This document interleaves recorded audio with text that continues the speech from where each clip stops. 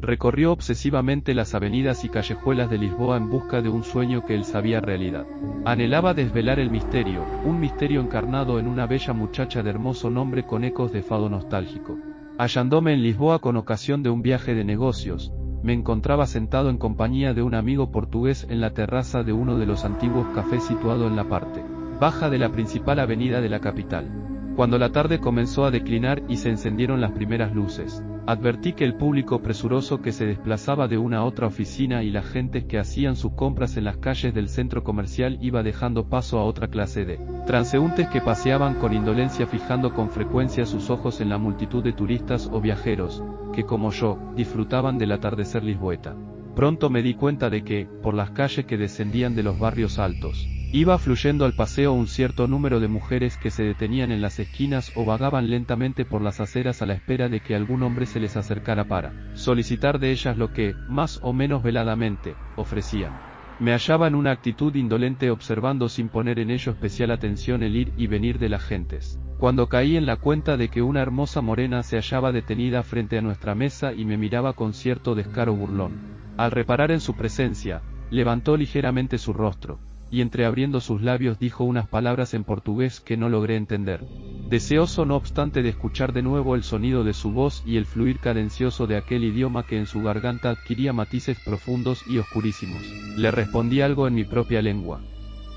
Ella enarcó las cejas y sonrió levemente al tiempo que negaba ligeramente con la cabeza, indicando que no había comprendido. Después pronunció una breve frase y miró a mi amigo, el cual se comunicó con ella por medio de monosílabos cuyo sentido no se me escapó a pesar de mi ignorancia de la lengua de Camões.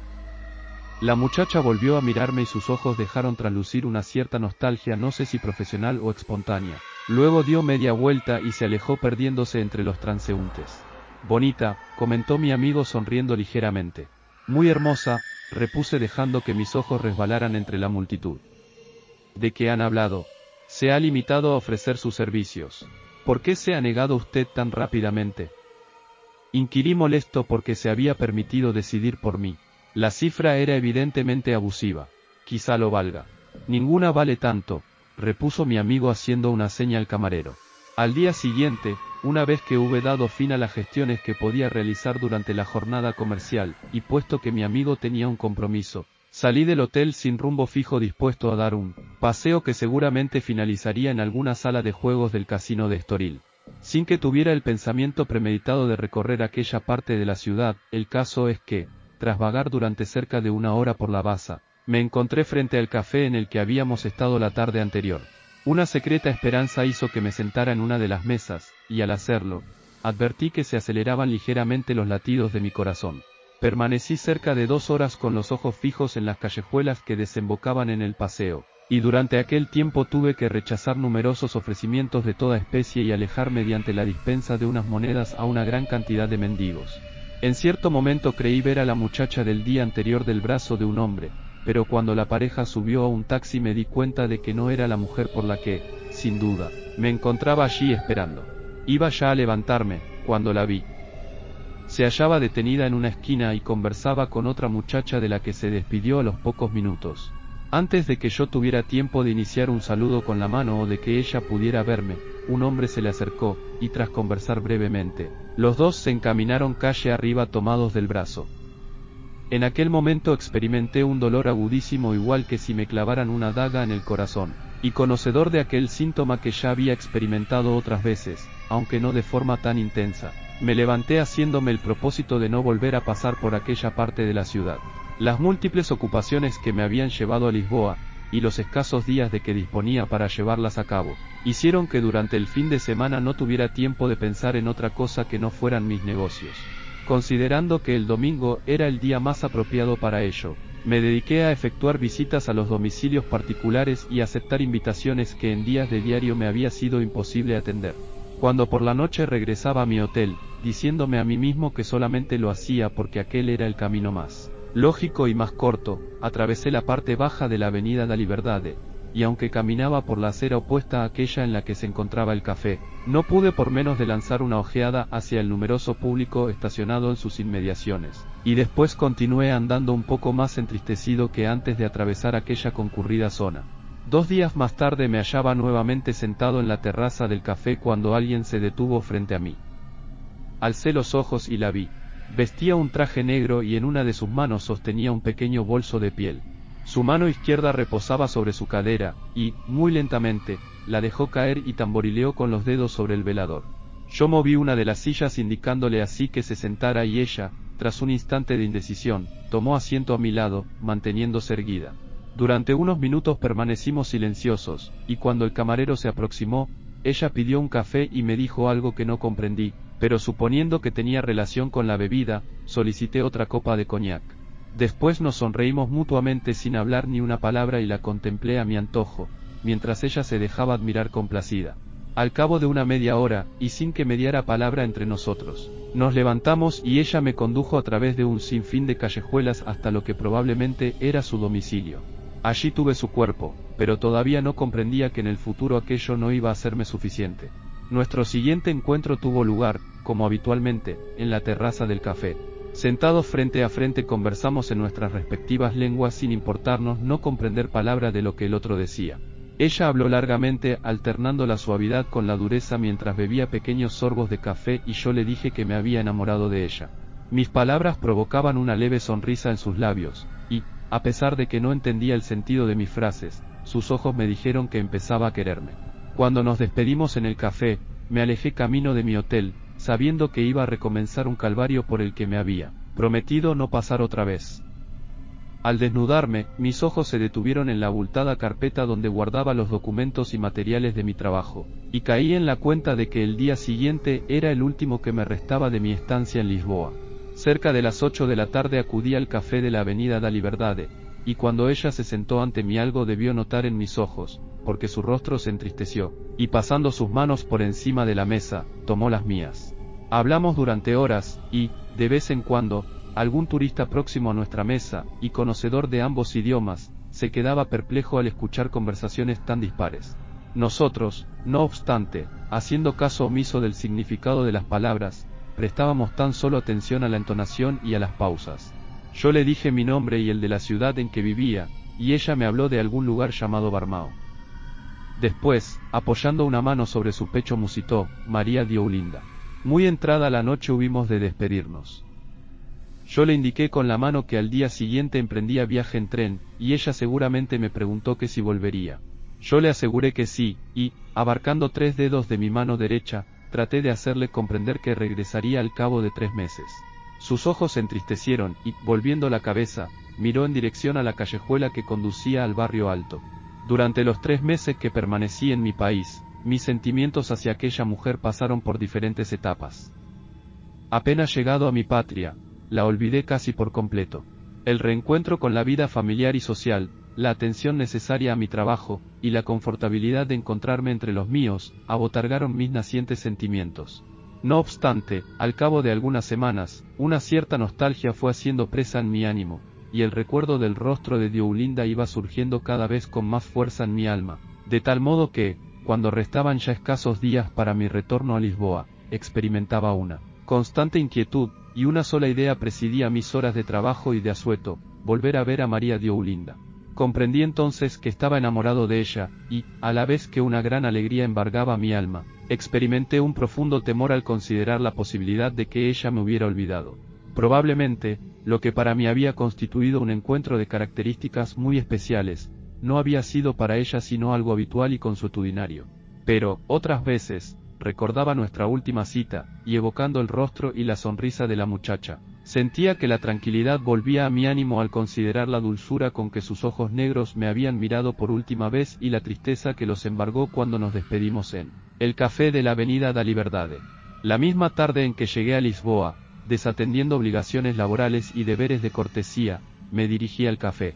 A pesar de que no me sería difícil dar con el domicilio de Diolinda recorriendo las veces que fuera necesario aquel laberinto de callejuelas del barrio alto, preferí sentarme en una de las mesas y aguardar su llegada, que seguramente se produciría con la caída de la tarde. Solicité un café y tranquilamente, paladeando de antemano el dulce sabor del reencuentro, me dediqué a observar a las gentes que iban y venían.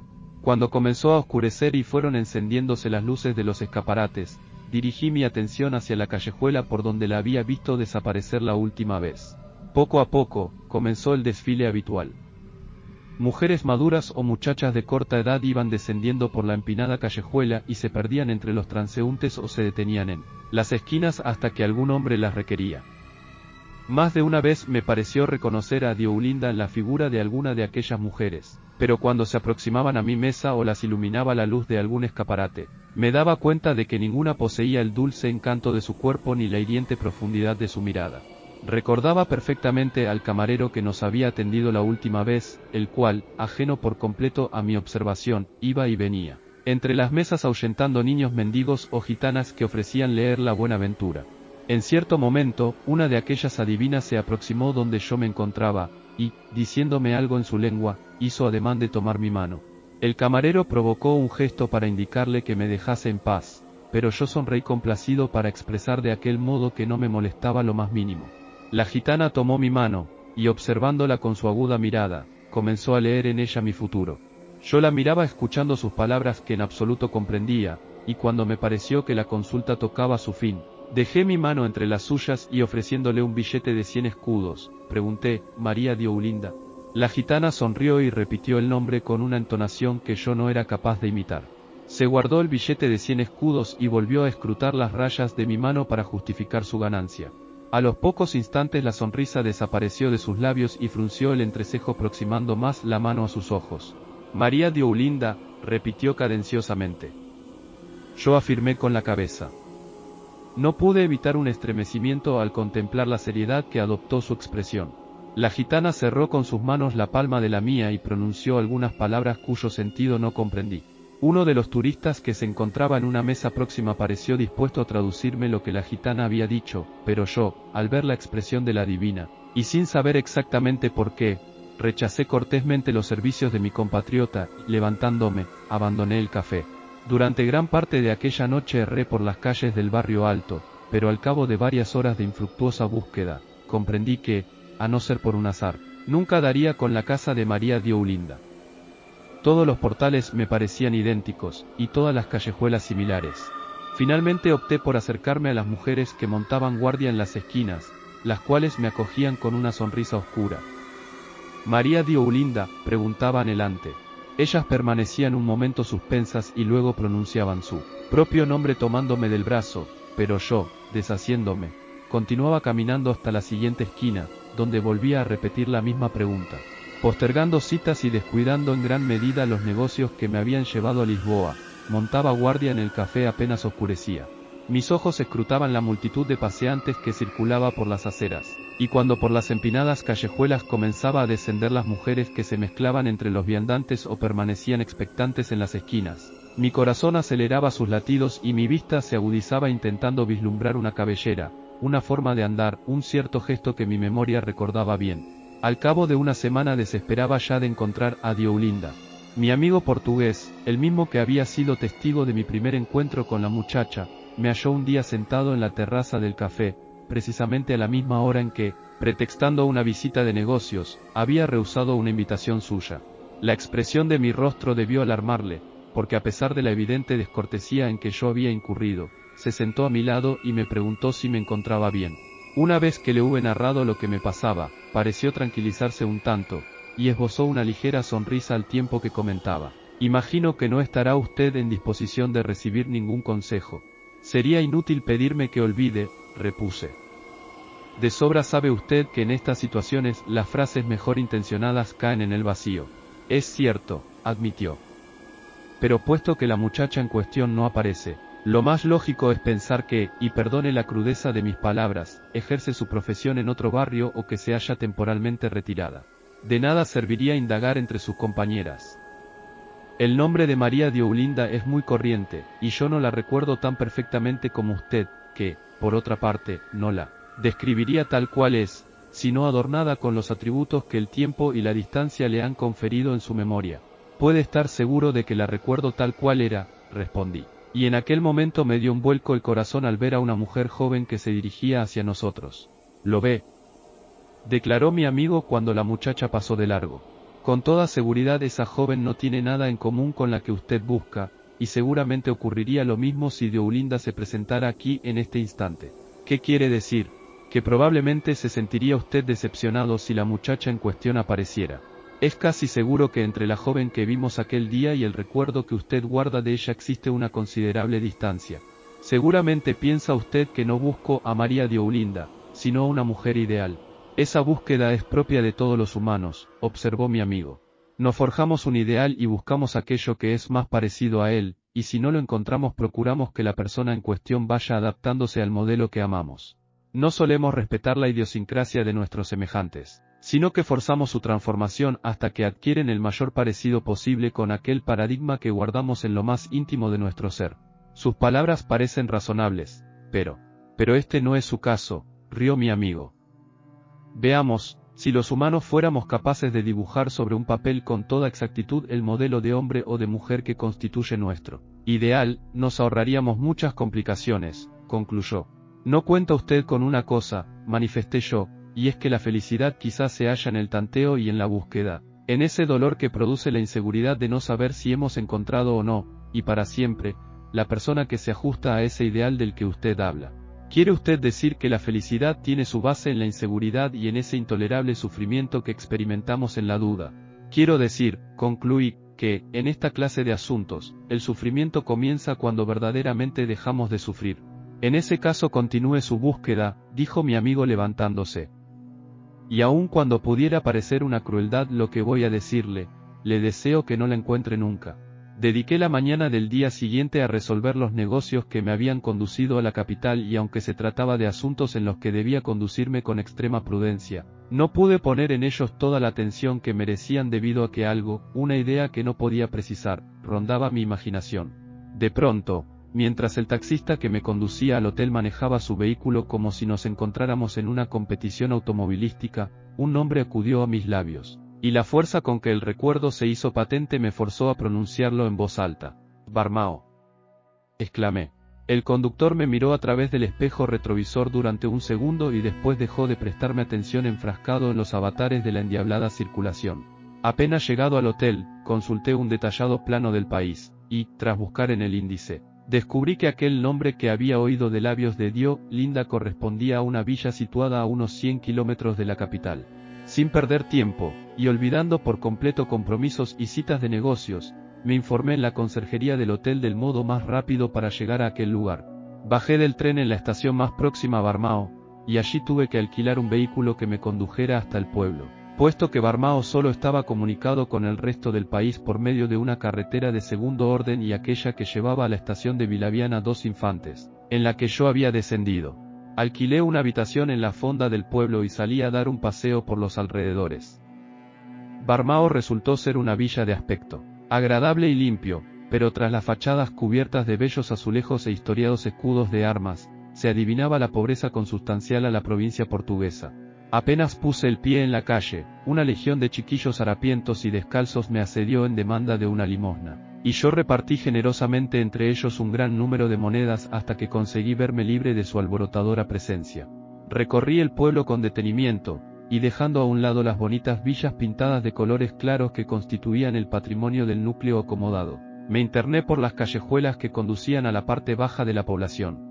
Ignorante del idioma y sin el auxilio de una persona conocida, me preguntaba de qué medios iba a valerme para solicitar información acerca de una muchacha de la que únicamente conocía el nombre y el aspecto físico, que me veía incapacitado de escribir a nadie. Como Barmao era una población muy pequeña, al cabo de poco tiempo la había recorrido enteramente, y regresando a lo que debía de ser la Plaza Mayor, entré en el único café existente, que tenía más bien el aspecto de una destartalada taberna.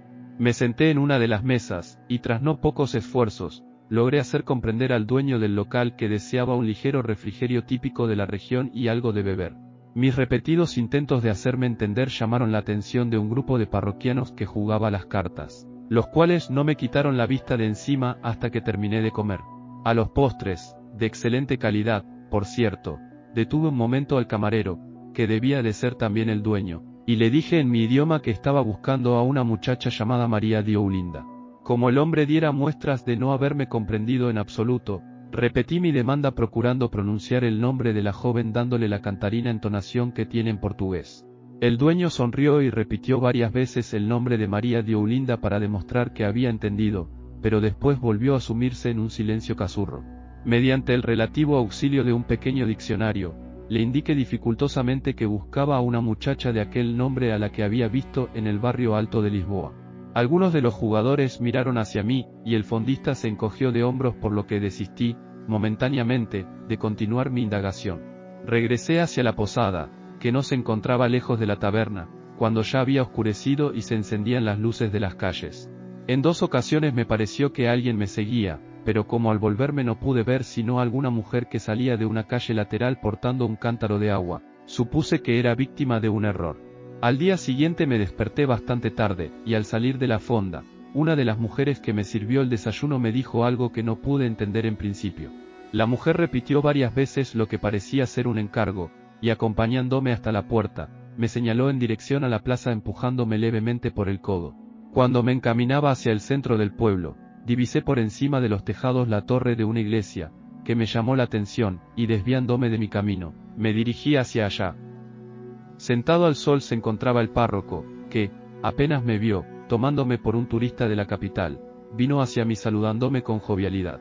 Al ver que yo no entendía el portugués me dirigió algunas frases en español y como yo no diera muestras de comprender, me habló en lo que él creía correcto inglés, mezcla tan bárbara de idiomas, que le rogué como pude que continuara expresándose en portugués. Por lo menos yo podría continuar gozando de una pronunciación genuina y de una melodiosa entonación, aunque, como es lógico, permaneciendo a oscuras respecto al significado de sus palabras.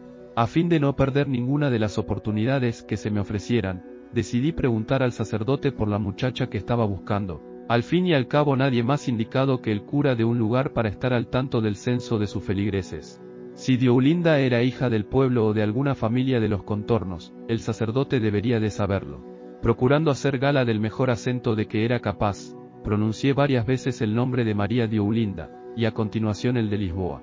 Ante mi asombro, el rostro del sacerdote adquirió una expresión de severidad cuyo motivo no entendía al pronto, pero, a la vez, tuve la certeza de que me había entendido y de que conocía a la muchacha. Un momento más tarde su expresión se dulcificó dejando paso a una cierta nostalgia. María Deolinda, repitió varias veces, y afirmando con la cabeza, me señaló la puerta del templo y me hizo un gesto para que entrara. Apenas había puesto el pie dentro de la iglesia, cuando oí que el sacerdote hablaba con alguien en el exterior. La conversación subió de tono, y, al cabo de unos instantes, casi se había transformado en una discusión. Poco después, el cura se hallaba de nuevo a mi lado. El paso repentino de la claridad exterior a la sombría nave de la iglesia me impidió al pronto divisar otra cosa que no fuera la lámpara que ardía junto al sagrario. Una extraña inquietud hizo presa en mí al suponer que podría haber alguna conexión entre la muchacha que había conocido en el café de Lisboa y aquella iglesia de pueblo. El sacerdote, tomándome por el codo, me condujo hasta cierto lugar del templo, y abandonándome durante unos instantes, se acercó a la pared y tanteó en ella. De súbito, se hizo la luz, y me encontré frente al altar de una de las capillas laterales. Sobre el ara, presidiendo la capilla desde aquella altura, se hallaba la efigie de María Deolinda. Cuando recobré el sentido me hallaba tendido en uno de los bancos de la iglesia. A mi lado, el sacerdote me contemplaba inmóvil sosteniendo una de mis manos. Volví el rostro hacia la capilla, que aún se encontraba iluminada, y pude ver que sobre el sencillo altar había un gran cuadro en el que estaba representada la Asunción de la Virgen. Cada uno de los rasgos de aquella pintura, los ojos, los labios, el óvalo del rostro, las manos, eran los de María Deolinda. Finalmente comprendí aquello que no encerraba ningún misterio: María Deolinda había servido de modelo para aquella pintura. Incorporándome con esfuerzo, me acerqué a la capilla en compañía del sacerdote, y contemplé fascinado el cuadro. Era como tener al alcance de mi mano, por fin, a la que tan arduamente había buscado. Tan cerca y tan inaccesible, a la vez. María Deolinda, repitió el sacerdote varias veces, y moviendo la cabeza negativamente añadió con tristeza, Lisboa. Luego me dejó solo durante unos instantes y se dirigió hacia una de las puertas traseras de la iglesia. Poco después oí que me llamaba. Había abierto uno de los batientes a través del cual la luz del sol inunda la iglesia. Atravesando la nave, me acerqué hacia la puerta por la que había salido el sacerdote, y al abandonar la iglesia, me apercibí de que aquella puerta daba directamente sobre el cementerio del lugar. El párroco avanzó entre las tumbas y yo le seguí a unos pasos de distancia. Finalmente se detuvo ante una de las sepulturas, y señalando con la mano la lápida, musitó con tristeza María de Olinda. Las lágrimas inundaron mis ojos al contemplar la pequeña fotografía incrustada en la lápida junto al nombre de la muchacha. Lisboa, repitió una vez más el sacerdote negando con la cabeza, Lisboa. Al fijarme con más detenimiento en la losa sepulcral, pude apercibirme de que María de Olinda había fallecido pocos días después de nuestro último encuentro. Desde aquella fecha yo había estado enamorado de un cadáver al que había dotado de vida en mi imaginación. Multitud de preguntas acudieron a mi mente, pero, para unas no había respuesta posible, y otras no deseaba verlas contestadas. Permanecí junto a la tumba largo rato, y al abandonar el cementerio, vi que el sacerdote estaba charlando en el exterior del templo con un hombre. Al aproximarme a ambos vi que se trataba del dueño del café de la plaza, el cual, al advertir mi presencia se despidió del sacerdote y se alejó, diciéndome adiós con la mano. El cura se dirigió a mí en su lengua, y habló durante varios minutos, al cabo de los cuales, solo logré intuir que, ya que nada me retenía allí, lo mejor que podía hacer era regresar a Lisboa. En efecto era aquello lo que me disponía a hacer al día siguiente, pero aunque así se lo comuniqué, dudo mucho que me entendiera. De nuevo tuve la impresión de que alguien seguía mis pasos cuando me dirigía hacia la fonda, y una vez en mi cuarto, me encerré con llave y me dispuse a guardar mis pertenencias en la maleta. A la mañana siguiente, quise ver de nuevo el cuadro aquel, único vestigio de la muchacha a la que había conocido y de la cual me había enamorado. Dejando la maleta en la conserjería de la posada, me encaminé hacia la iglesia. Mientras avanzaba por las estrechas callejuelas oí sonar el esquilón que convocaba a los fieles a una temprana misa. El sonido de aquella campana parecía llamarme a mí también a un último encuentro con Deolinda. Entré en el templo, que todavía se encontraba desierto, y me dirigí directamente hacia la capilla lateral. Tanteando con la mano hallé el interruptor de la luz.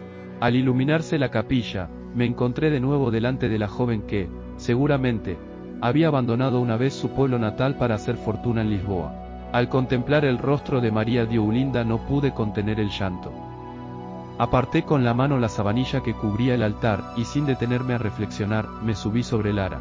Mi cabeza quedó a la altura de la Virgen del cuadro, y aproximando mi rostro a la imagen, posé mis labios sobre los de María de Olinda. De pronto oí un gemido detrás de mí que fue convirtiéndose en un grito mezcla de imprecación y de lamento, y cuando me di la vuelta para ver quién había seguido mis pasos, apenas si tuve tiempo de ver a un muchacho campesino que se hallaba detenido a la entrada del templo. Durante una décima de segundo nuestras miradas se encontraron, y yo creí reconocer en él a uno de los jóvenes que había visto en la taberna la primera vez que pregunté por María de Olinda. No sé a quién creyó el ver en mí. De pronto dio un paso hacia adelante, y sacando algo que había mantenido a su espalda, apuntó directamente hacia mi pecho. Se oyó un tremendo estampido y sentí que algo ardiente me golpeaba de manera salvaje. Los dos disparos de escopeta resonaron en el ámbito de la iglesia y cuando los ecos de la deflagración alcanzaron la torre, una multitud de pájaros levantó el vuelo y se esparció vertiginosamente por el cielo de Barmao. Ahora que me recupero lentamente de mis heridas temo el momento en que mis negocios me lleven de nuevo a Lisboa, porque sé que otra vez, inevitablemente, volveré a sentarme en aquel viejo café de la avenida da Liberdade, sé que no podré apartar mis ojos de las callejuelas que descienden del barrio alto, y sé que en cada mujer que se acerque a mi mesa, buscaré la profunda mirada de María de Olinda.